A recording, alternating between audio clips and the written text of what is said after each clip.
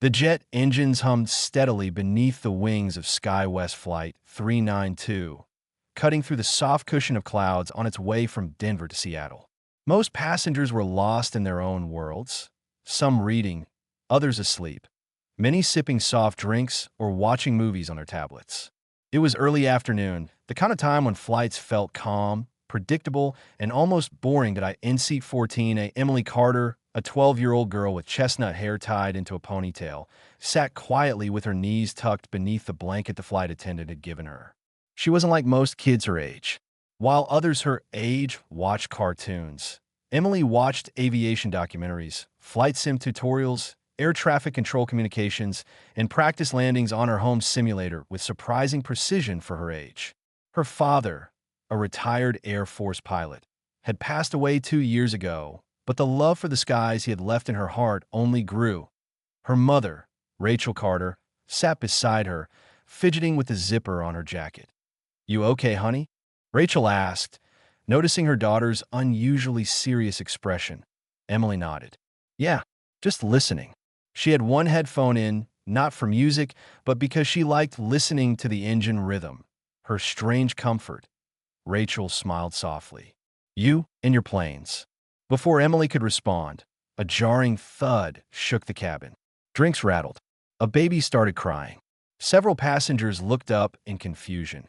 Emily instantly removed her headphone. The engines didn't sound the same. Another sudden lurch followed, harder this time, tossing a few passengers forward in their seats. A cart rolled an inch on the floor. Gasps filled the cabin.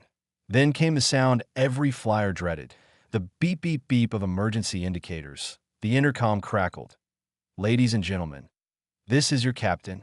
The pilot's voice trembled. "We are experiencing severe mechanical failure. Please remain seated." A sharp alarm blared in the background behind his voice. Emily froze. Left engine, flame out, she thought instinctively. She could hear it. Her mother held her arm. "Emily, it's okay.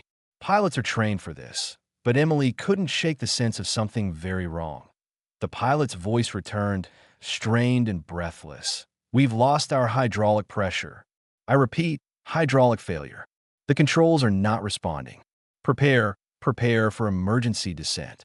A woman screamed. Someone started praying loudly. The cabin crew rushed down the aisles, trying to calm people as oxygen masks dropped. Emily felt her pulse thudding in her ears.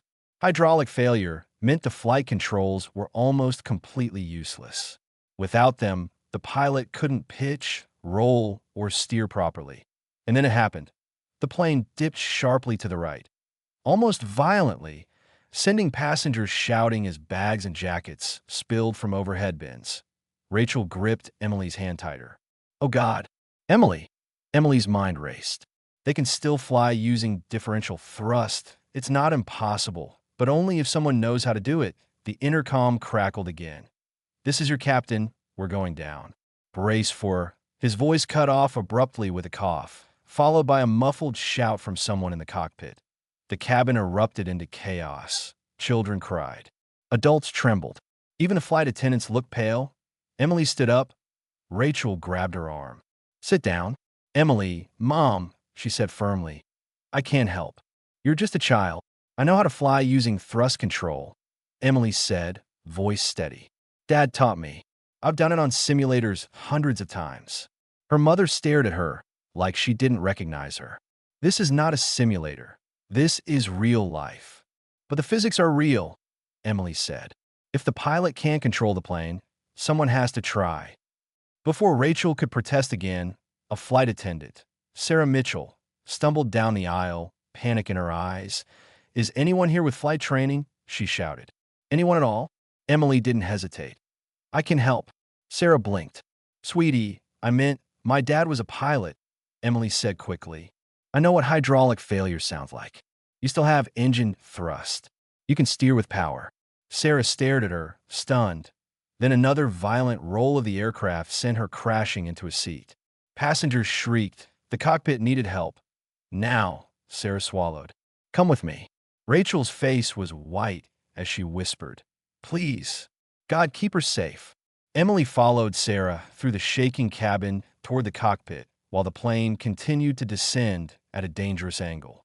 When Sarah pushed open the cockpit door, Emily gasped. The captain, Captain Mark Holloway, a veteran with 28 years of flying, was slumped unconscious, blood trickling from a cut near his temple. The co-pilot, First Officer Jason Reed, struggled desperately to control the plane manually, his hands shaking, his forehead dripping with sweat.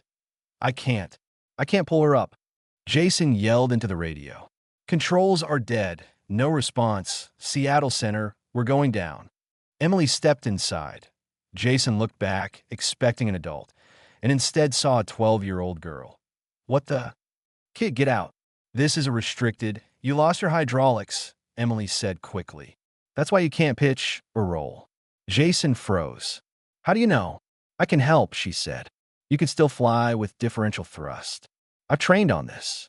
This isn't a video game. It's physics," she shot back. "If you push more power on the right engine, the plane will yaw left. Reduce power on the left engine, it'll balance. You can stabilize the descent." Jason stared at her, terrified, sweating, trapped between disbelief and desperation. Another alarm screeched. The plane shook violently. Jason cursed under his breath. "We're losing her." Emily stepped closer to the throttle controls. "Trust me. Please." Jason looked down at her trembling but determined hands. "You said your dad was a pilot?" he asked. "Yes. He taught me everything." Jason swallowed hard, breathing fast. Okay. Fine. You tell me exactly what to do." Emily nodded confidently. "First, reduce both engines to stabilize the roll. Then slowly increase right thrust." Jason followed her instructions with shaking fingers. The plane responded, barely, but enough to stabilize the wing tilt. IT worked at Jason's eyes widened. "Holy okay. What next?" "Now level the nose with small power adjustments. No sudden moves." Emily placed her small hand over his on the throttle, guiding his motion. The nose lifted slightly, the stall warning silenced. Jason exhaled shakily. "Kit, what's your name?" "Emily." "Well, Emily," he said, voice cracking, "you're saving 148 people right now." Seattle Center patched into the cockpit. "SkyWest 392, we show you descending at 2,000 feet per minute. Are you attempting power-only control?" Jason glanced at Emily. "Yes," he said. "With assistance." The controller replied, confused. "Assistance from who?" Jason hesitated. "A passenger." There was silence, then, "Understood. You're cleared for emergency priority landing." Runway 16. The airport had cleared all other traffic.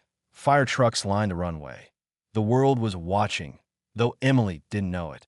Emily scanned the instruments. "Start gentle thrust to line up with the runway. Don't overcorrect."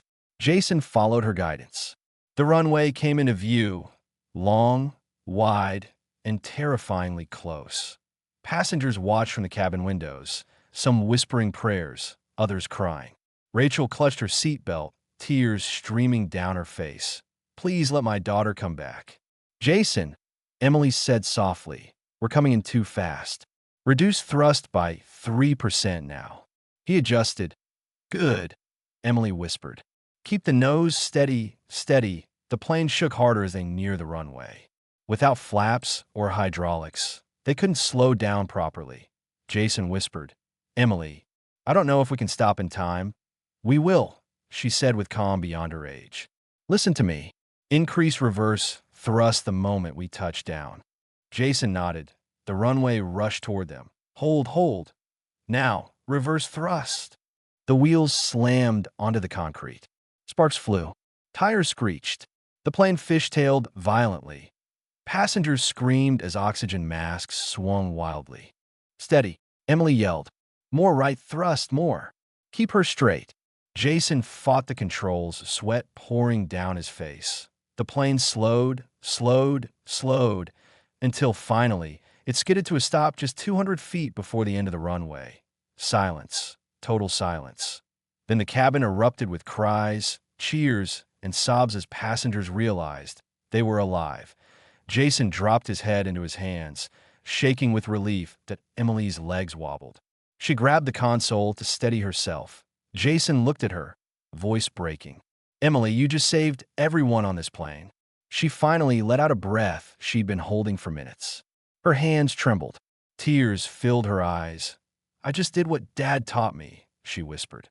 When the door opened and Emily stepped out, passengers burst into applause that echoed across the tarmac. Some cried. Some reached out to touch her hand. Some just whispered, "Thank you." Rachel ran to her, dropping to her knees and pulling Emily into her arms. Emily, oh my God, I thought I lost you. Emily hugged her tightly. I'm okay, Mom. We all are. News cameras circled the scene, but Emily only cared about the relief in her mother's voice. Captain Holloway regained consciousness in the ambulance later and insisted on shaking Emily's hand, saying, "You saved my aircraft and my life." As the screen softens and fades, a calm narrator concludes, "Heroes don't always wear uniforms. Sometimes they're 12-year-old girls with courage greater than fear." Then, if you enjoyed this story and want more inspiring content, make sure you subscribe to Grow for Justice. And tell us in the comments, where are you watching from?